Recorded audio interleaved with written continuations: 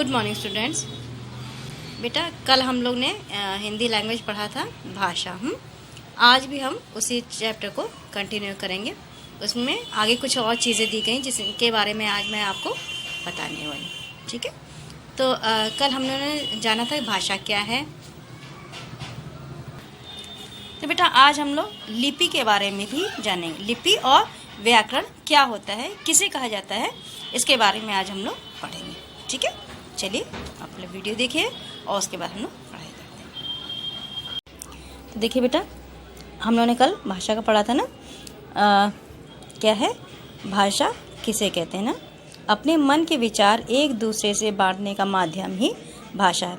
जब हम अपने मन की बात किसी से कहते हैं या जिस तरीके से कहते हैं वह उस माध्यम को भाषा कहा जाता है। ठीक है, अब चाहे हम उसे लिखकर किसी से कहें या बोलकर कहें या फिर हम इशारों से किसी से अपने मन की बात कहें तो वह माध्यम ही भाषा कहलाता है। भाषा के भेद मैंने बताया था आपको, लिखित भाषा और मौखिक भाषा। तो लिखित भाषा क्या होती है? जब हम लिखकर अपने विचार दूसरों तक पहुंचाते हैं और दूसरे उसे पढ़कर समझते हैं तो यह भाषा का लिखित रूप कहलाता है। जब लिखित रूप क्या होता है? जब हम कोई चीज़ लिख के किसी को बता रहे हैं। ठीक है, जैसे हम लोग चिट्ठी लिखते हैं। आप लोग फिलहाल अब तो मोबाइल इतना आ गया है, पहले के समय में पत्र लिखा करते थे लोग एक दूसरे के, तो उसमें सब अपने मन की बात या क्या हुआ इन दिनों ये सब लिख के दूसरे को भेजते थे। तो वह लिखित भाषा का सबसे अच्छा रूप यही था। अब जैसे मैं अभी आपको पढ़ा रही हूँ, देखिए मैंने लिखा ही हुआ है, हाँ लिखा है, इसे आप पढ़ के समझेंगे तो ये लिखित भाषा का एक रूप है। जब हम कोई चीज़ लिख कर अपने मन की बात किसी से कह रहे हैं और वो उसे पढ़ कर समझ रहा है तो यह लिखित भाषा कहलाता है।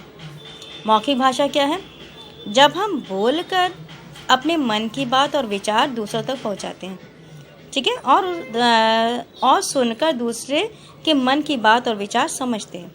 यानी जब कोई अपने मन की बात हमें बताता है और हम सुनकर उसे समझते हैं, और या फिर हम अपने मन की बात बोल रहे हैं और अगला बंदा उसको समझ के उसको मतलब उसे सुन के समझ रहा है तो यह मौखिक भाषा कहलाता है। ठीक है, तो ये भाषा के दो रूप हैं, दो भेद हैं, लिखित भाषा और मौखिक भाषा। ये आप लोगों ने सेकंड में भी पढ़ा है, ये आपने थर्ड में भी पढ़ा है और ये आप में फोर्थ में भी आपको पढ़ाया जा रहा है। लेकिन बेटा डिटेल होती जा रही है, हर चीज़ बढ़ती चली जा रही। वही चीज़ थी लेकिन उसको और विस्तार से पढ़ाया जा रहा है क्योंकि आपकी क्लास अब बड़ी हो गई। इसके अलावा क्या था?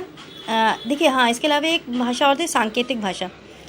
तो सांकेतिक भाषा को भाषा नहीं माना जाता है, इसलिए मैंने यहाँ पे उसको नहीं किया है। सांकेतिक भाषा जैसे आप लोगों ने देखा होगा रेलवे क्रॉसिंग पे एक कोई चित्र बना होता है क्रॉसिंग का, ये सब सांकेतिक भाषा होती है। ये संकेत से हमें चित्र देख के हमें समझ में आ जाता है कि वो क्या कहना चाह रहे हैं, या जो व्यक्ति बोल सुन नहीं सकता उसकी भाषा सांकेतिक भाषा कहलाती है।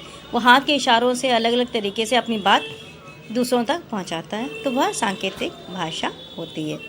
ठीक है, चलिए हम लोग आगे बढ़ते हैं। अब क्या है अलग अलग भाषा। भारत के विभिन्न राज्यों में बोली जाने वाली कुछ भाषाएं। देखिए हर जगह हिंदुस्तान में भी बहुत से धर्म और जाति के लोग रहते हैं और बहुत सी बोलियां बोली जाती हैं हिंदुस्तान में भी।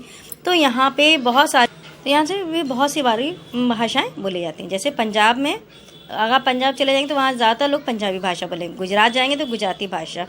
तमिलनाडु में तमिल भाषा लोग ज़्यादातर बोलते हैं। कर्नाटक में कन्नड़, असम में असमी, मणिपुर में मणिपुरी भाषाएं बोली जाती हैं। जो वहाँ के मूल निवासी हैं वे यही सब भाषा अपने राज्य की भाषाएं बोलते हैं। अब क्या था? विदेशों में बोली जाने वाली कुछ भाषाएं। जो भाषाएं विदेशों में, हिंदुस्तान में नहीं बोलते हैं लोग, उनको विदेशों में बोलते हैं। विदेश यानी दूसरे देश में बोली जाने वाली भाषाएं।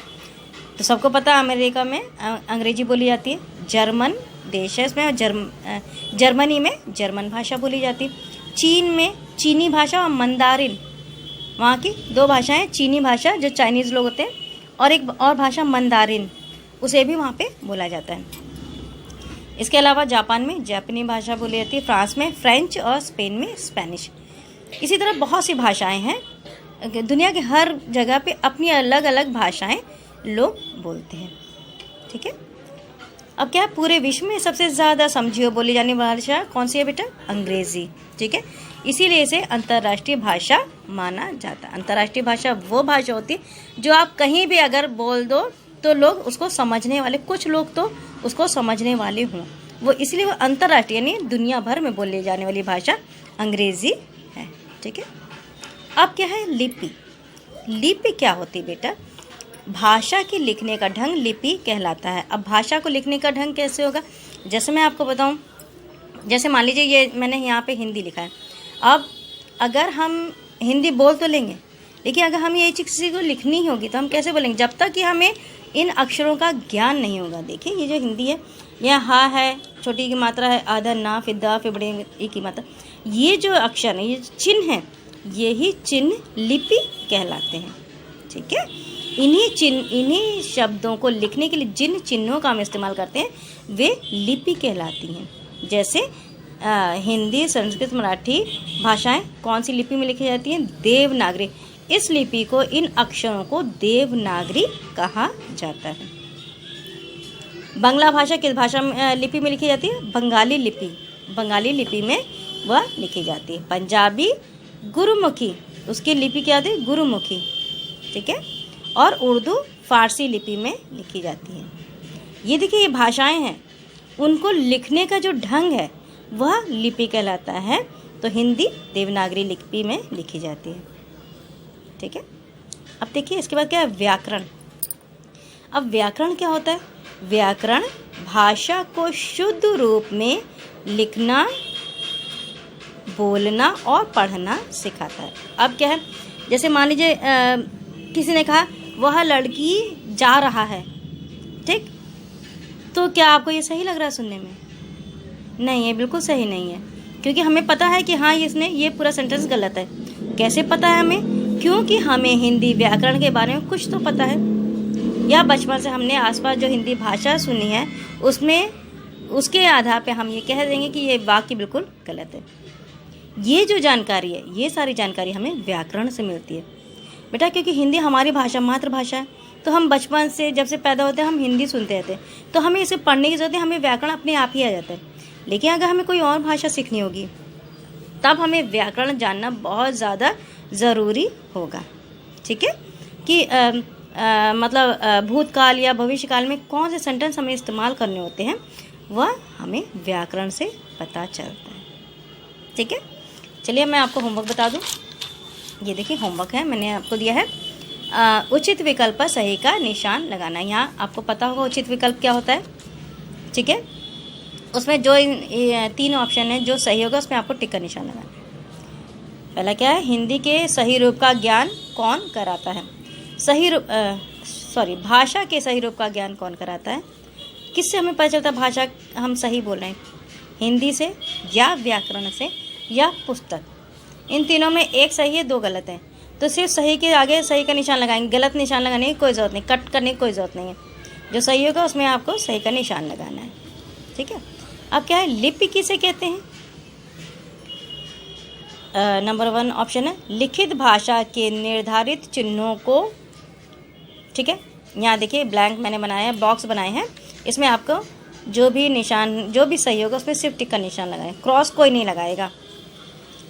पुस्तकों को या भाषा के बोलने के तरीकों को, किस चीज़ को लिपि कहा जाता है? तीनों में से एक सही है, बाकी दो गलत है। इसको आपको करना है, क्योंकि अगर आपने मेरा पूरा वीडियो देखा है ठीक से तो आपको बहुत अच्छे से समझ में आ जाएगा कि इसका आंसर क्या है। थर्ड हमारा अंतर्राष्ट्रीय भाषा कौन सी है? अब भी मैंने पीछे बताया आपको, तो बताइए मुझे कि अंतर्राष्ट्रीय भाषा कौन सी है? 3 है, रोमन या फ्रेंच या अंग्रेज़ी। ठीक है, इसमें से भी एक ऑप्शन सही है, 2 गलत है। उसको आप सही वाले में ही टिक लगाना है, गलत करने की कोई ज़रूरत नहीं, क्रॉस लगाने की कोई ज़रूरत नहीं।